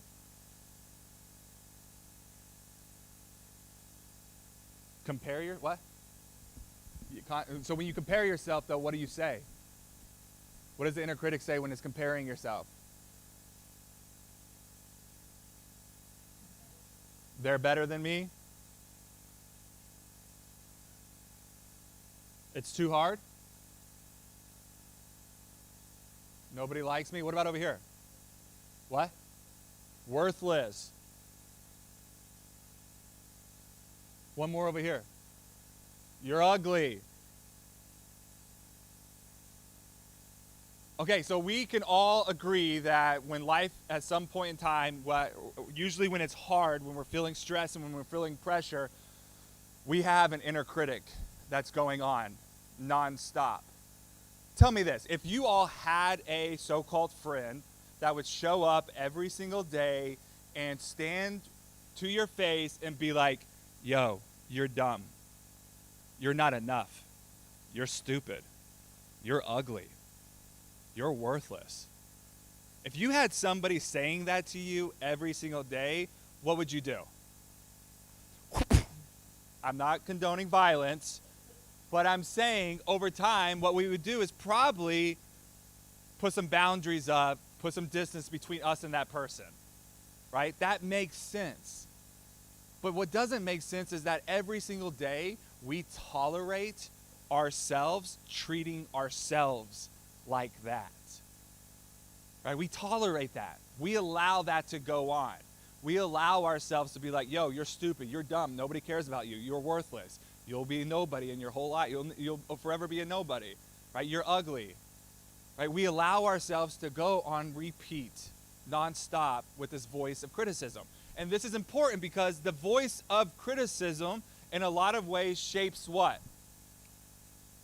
The relationship that you have with yourself. And from earlier, we know that that relationship is what? Everything, right? The relationship that you have with you is important. That relationship and the health of the relationship that you have with yourself is the birthplace of self-esteem, the birthplace of self-confidence, right? It's the birthplace of all of the things that you need to have in your life to go the distance and to do whatever it is that you want to do, right? You have to take care of that relationship. So I know something for me personally, a way that I combat, right, this voice of self-criticism is something called affirmations. Who here knows what affirmations are? You do? What's an affirmation? Like, okay, I'm thinking of it like in terms of words of affirmation. Yeah, okay. It's like giving positive feedback. There you go, giving positive feedback, in this case, to you. You can stand in the mirror and you can say, I'm ugly. You can stand in the mirror and you can say, I love who I am. You can fail and you can say, I'm worthless. Or you can fail and say, I'm learning. You get to decide on how you want to treat yourself. You get to decide on how you want to speak to yourself. And in order for you to show up as your best self, this is an area that I see time and time and time again where people refuse to take the responsibility, and no matter how much they do, right, they're constantly dissatisfied in life. You know why they're constantly dissatisfied? Because they're dissatisfied with who they are as a person. I'll never forget one of my therapy sessions after I left the NFL. I have done everything that I've ever wanted to do in my life. I've accomplished every goal that I've had in my life. And you know what? There is still this nagging dissatisfaction with life. I don't like my life. And I didn't know why I don't like my life, because by all benchmarks, I exceeded expectations. Right? But why am I still wildly unhappy? And I'll never forget, I was having this conversation with my therapist, and she said something that I will always remember. And she said, Caleb, do you ever think that finding a life that you're satisfied and proud of has less to do with what you accomplish and more to do with how you treat yourself? Do you ever think that finding a life that you're proud of, that you're satisfied with, has less to do with what you accomplish and more to do with how you treat yourself? And honestly, when she first asked me that, I laughed in her face, because I was like, no, success is important. Reaching goals is important. That's the birthplace of happiness. Right? But as she said that, I started to realize that maybe I'm missing something here. And I'll never forget, she looked at me and she said, Caleb, success is important. But what I'm saying to you, and hear me when I say this, you will never be satisfied and proud of the life that you have until you're satisfied and proud of who you are. You'll never be satisfied and proud of the life that you have, regardless of the college that you get into, the money that you make, the job that you have. All of those are good and great, but they're not sustainable happiness. They're not sustainable happiness. We've all heard it before. Happiness is an inside job, right? And it comes from the relationship that you have with you, the health of the relationship that you have with you. So a way that I combat inner critic is affirmations. So here's what I want. What's an affirmation? If I say I am dumb, what's the reverse? What's an affirmation for I am dumb? I am smart. All right. What's an affirmation for the inner critic when the inner critic says I'm not enough? You're not enough. You're good enough. You're learning. You're learning. I love that one. Right? What about the inner critic that says go ahead and give up already? Try again. Keep going. What about the inner critic of you'll never be anybody? Come on. You gave me goosebumps with that one. You are somebody. Do you guys get what I'm doing here? All right, so what is, now that you know this, what is something else, or let me say this. The second thing that I want to cover, because I'm going to break you up in groups and you're going to do this together, okay? The second thing that I'm going to cover is when it comes to living our best self, a thing that I feel like is a requirement is that we have to be willing to live more authentically, right? So this one, too, authenticity. Let's think of it as like a circle. Inside is what's really, let's call it truth. Just be still. Right? Outside is our appearances. So what would you say that, we had someone over here talk about on the outside, like, what was your name again? I'm sorry, Christina, knew it was with the K. She kind of said, like, on the inside, this is what's really going on, right? And sometimes there's a distance or a separation between what's happening in here and what we present to the world, right? Which I understand. But at some point, we've got to collapse that distance, right? I really want to show up as me. This doesn't mean that I show up grumpy and grouchy and angry at the world, because that's what's going on the inside, right? That doesn't mean that I'm just going to be, angry at other people and in a bad mood and just really have this bad energy everywhere I go because that's how I feel, right? That's not what I'm talking about. What I'm talking about is this willingness to just be more open about the internal challenges that I'm facing, right? I'm struggling with the fear of failure.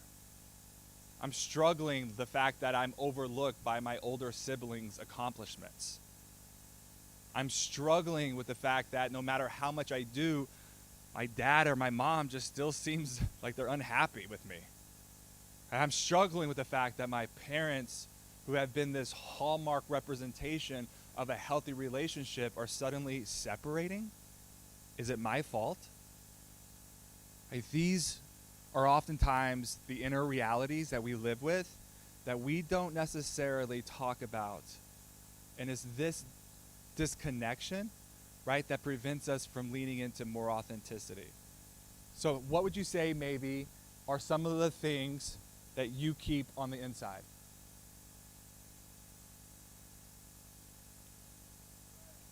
Stress? Stress over what? Everything. Got it. Anxiety? When do you experience the most anxiety? At work? What is the anxiety at work? Afraid of making a mistake?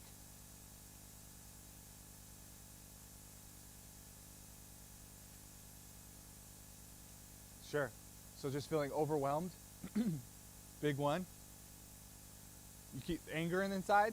What is the anger, the source of it? Do you know? Do you know the source of the anger? Cool, thanks for sharing that. I appreciate it. What are some other things? Crying? What about crying? What does that mean if you cry?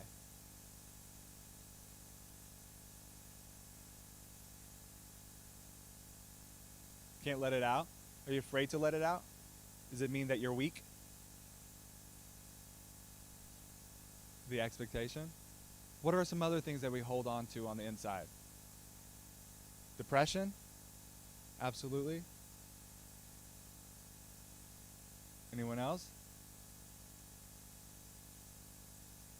Fear. Yeah, and there's all sorts of fears. All right?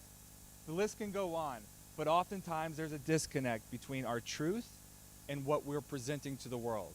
The more that we can actually dissolve that disconnection, collapse that disconnection, the more authentic that we live.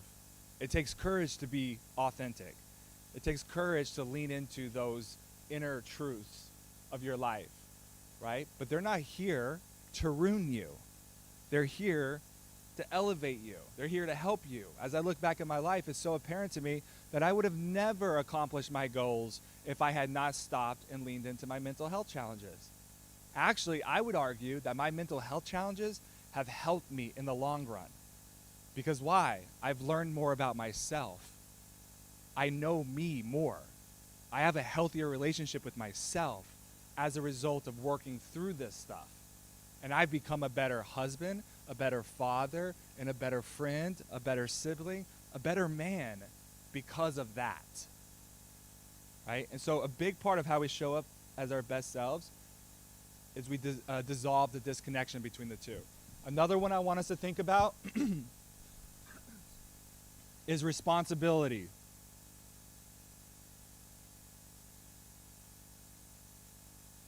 The failure to take responsibility. What are some of the things? Because I talked about it earlier.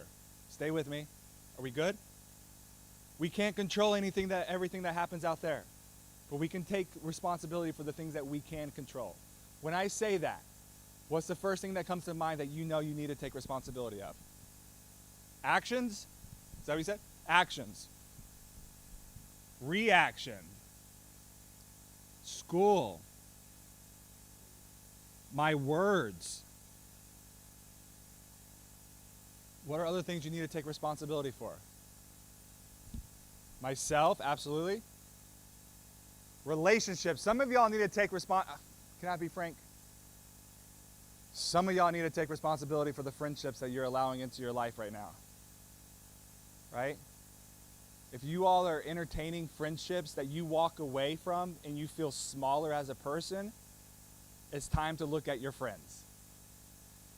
If you are walking away from friendships with people and these people are making you feel bad about yourself, less of yourself, giving you a hard time, critical of you, right? It's time to really, really, really pay attention to who we're allowing into our lives, right? If you've got friends in your life right now that spend the majority of their time gossiping, man, you better not be so naive to think that they're not going to do that to you at some point.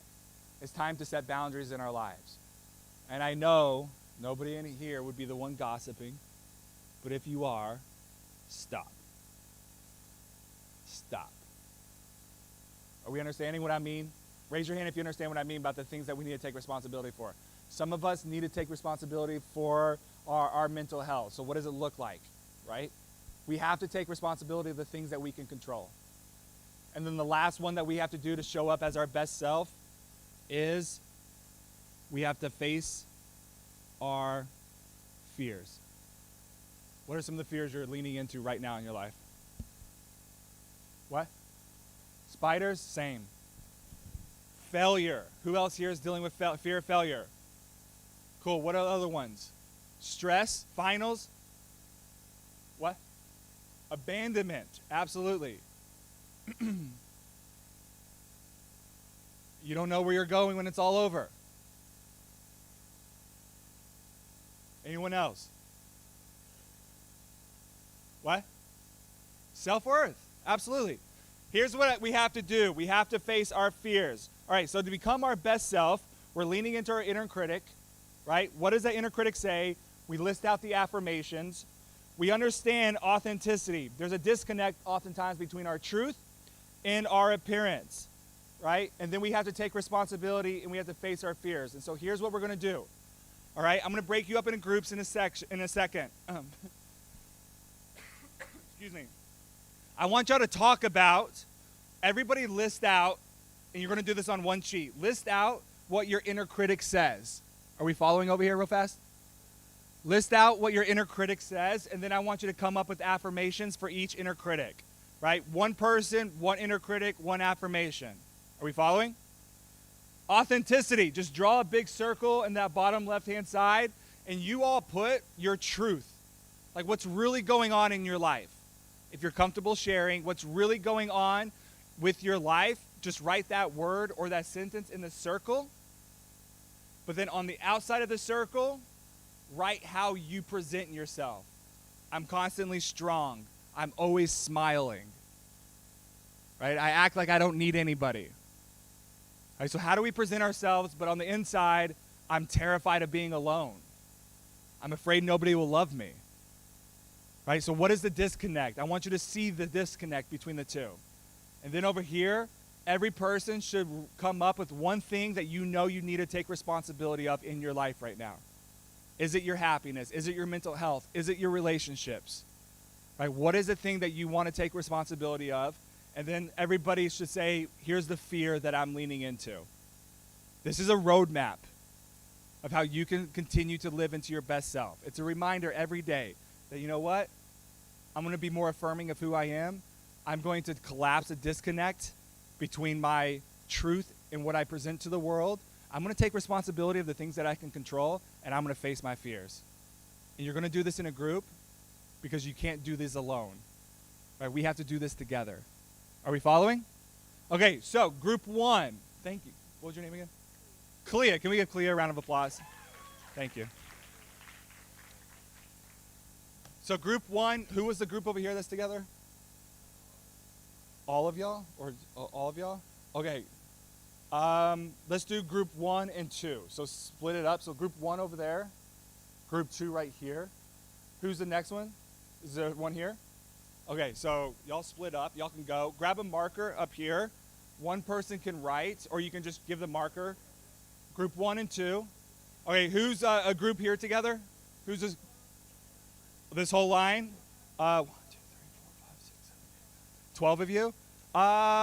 Let's do 6 and 6. Let's do 3 and 4. So here's 3. Here's 4. Okay. Where is the next one? Okay, you all are group 5. So group 5 is on that wall right there. Go ahead. Who's here? All of y'all? Group 6. Group 6 is on the corner over here. Is this a group here? 7? So this is group 7. You're back there. Or right here. There's 7. And then 8, y'all are there. 8 is there. 6 is right here. 6 here. 7 is right there. Right behind you. 8 is over there. Are we following? DJ, if you got any music back there, that'd be awesome. Grab a marker up front. If you need a question, raise your hand. Everybody should have enough paper.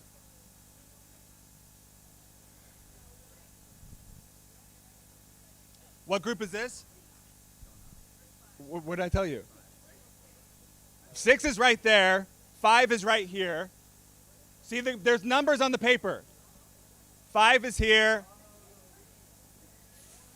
4 is here. 3 is over here. 3 is over here. Who's number 3? Wait. Who's number 3? Okay, great. Okay, so there's 3 here. But that's fine. You can do this paper. That's fine.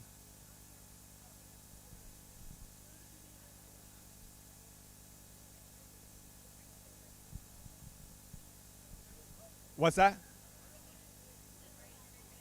Yeah, so write your inner critic and then write your affirmation. Write your inner critic, then write your affirmation.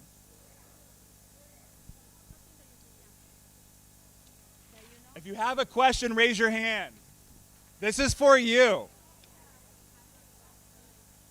If you need to look at the paper, it's up front.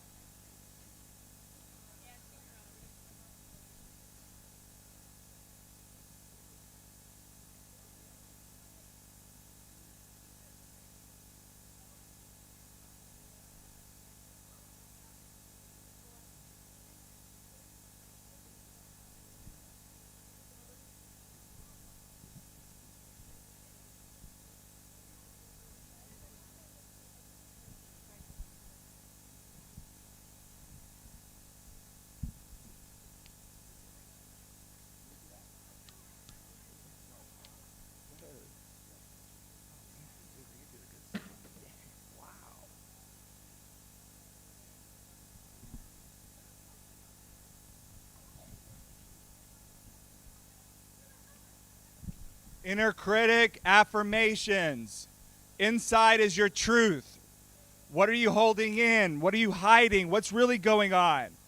And then how do you present yourself to the outside world? What are areas of your life that you need to take responsibility for? And then what are the fears that you're leaning into? You're not alone. We get through this together. Feel free to take a seat and get comfortable for a few minutes.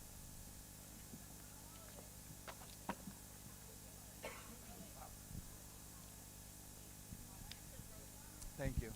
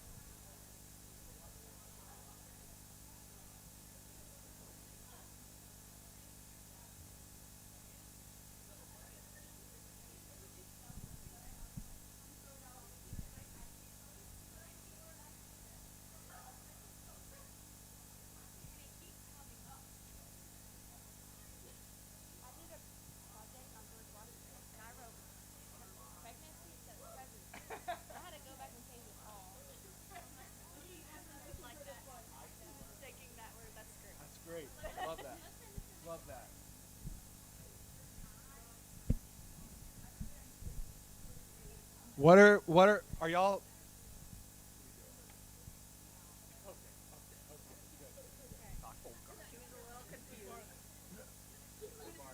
Are you good? Any questions?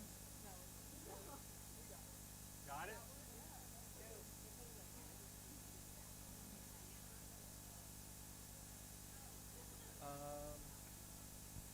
I actually.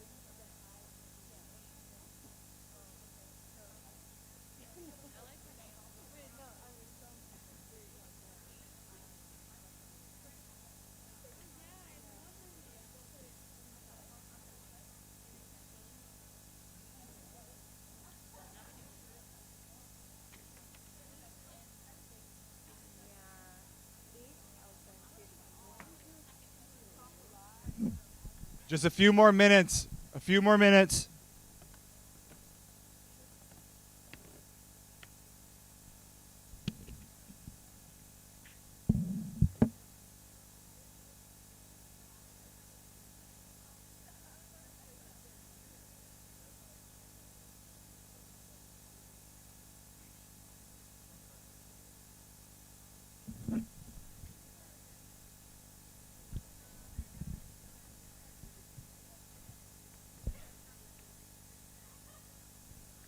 The next one.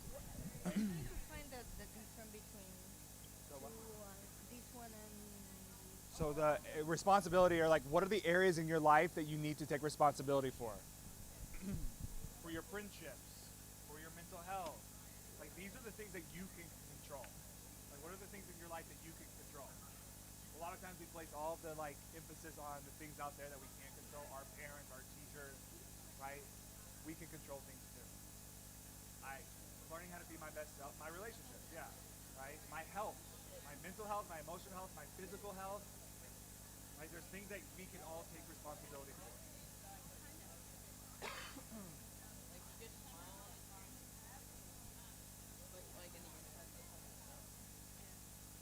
Take responsibility for how you make other people feel. Take responsibility for the words.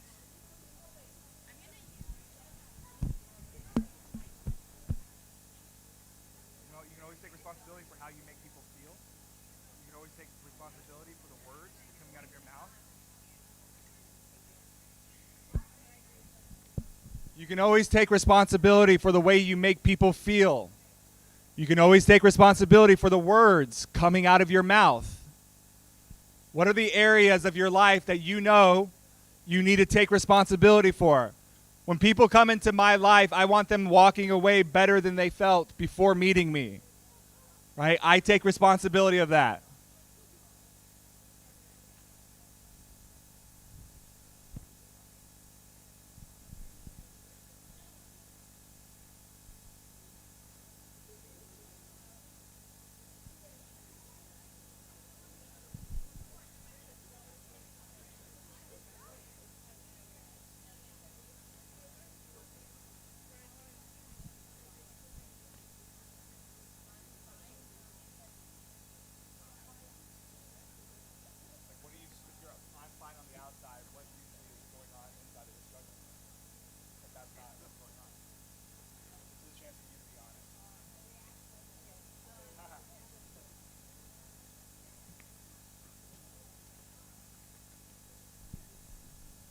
If you don't know, you just do the best you know.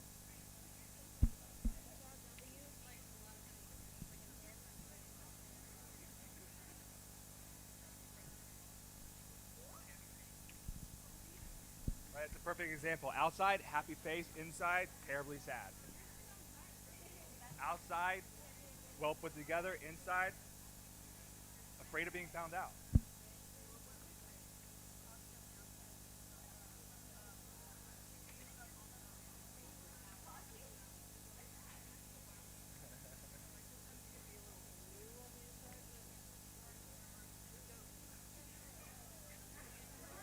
And then your last one's fears. What fears are you facing? Don't forget, what are the fears that you're going to face? What are the fears in your life right now? Writing them down is actively taking a step forward to facing your fears. Remember, our fears are here for us, not here to work against us.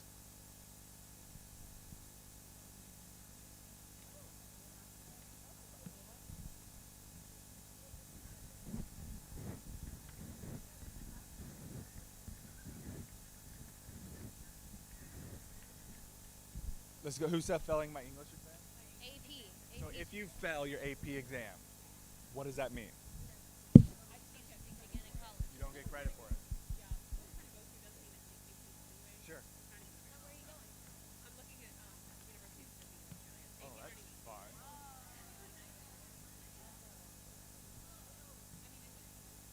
Yeah.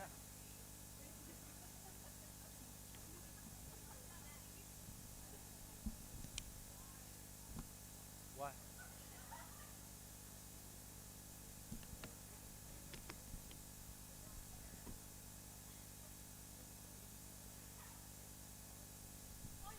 A couple more minutes. A couple more minutes.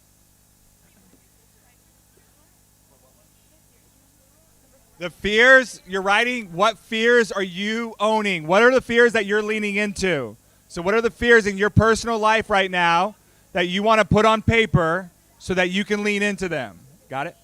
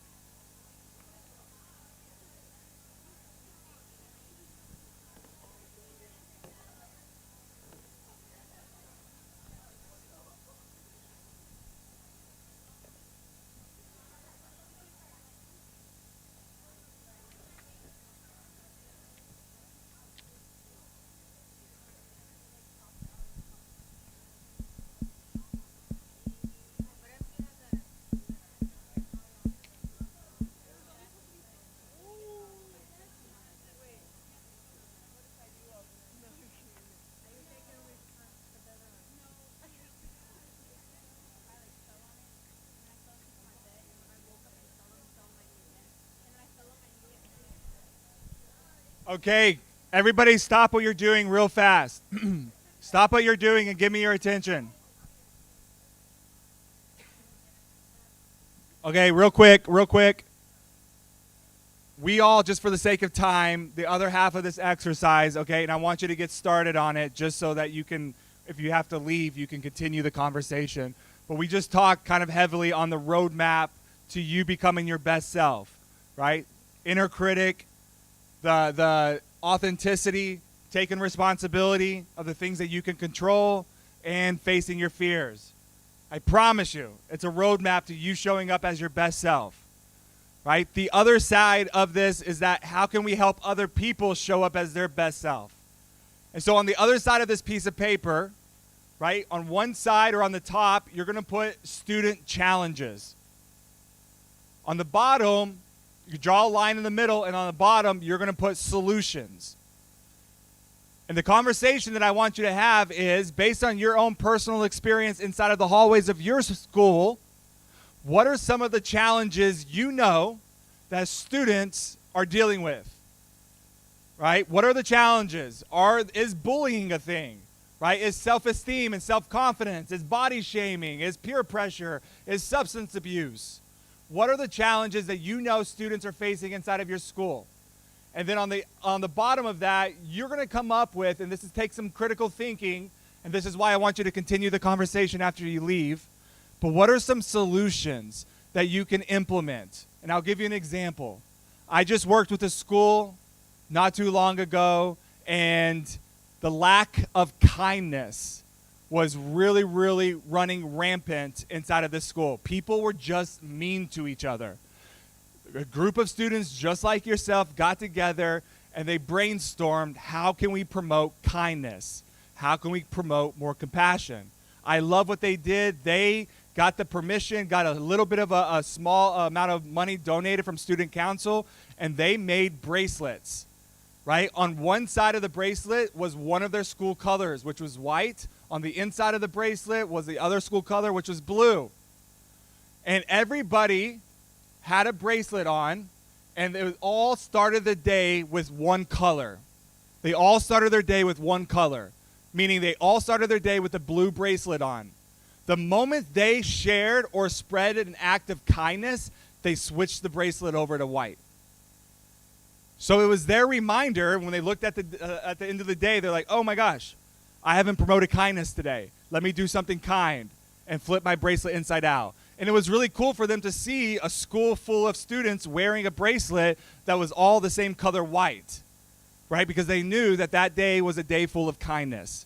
This is a solution that students just like you came up with based on one of the big challenges that they were experiencing in their school. Another school in Washington that I worked with just recently, they had a lot of body shaming and insecurities around body and self-esteem challenges.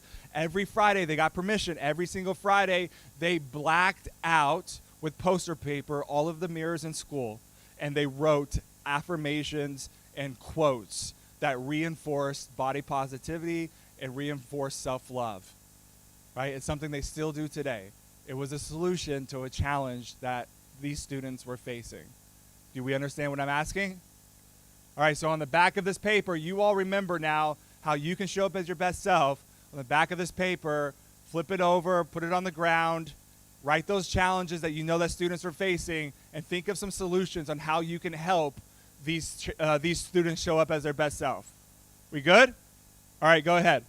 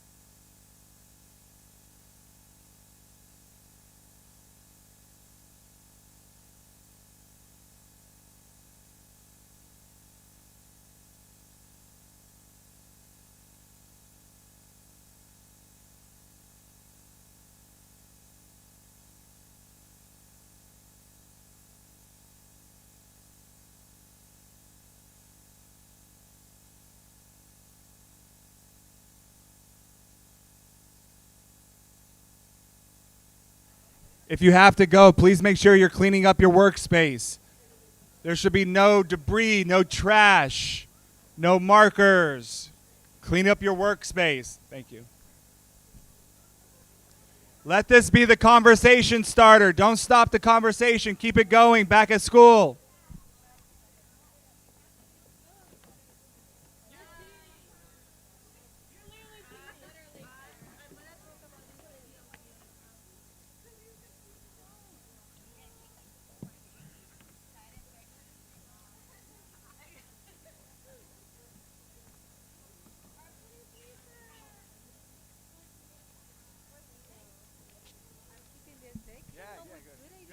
Good. I love it. I love it.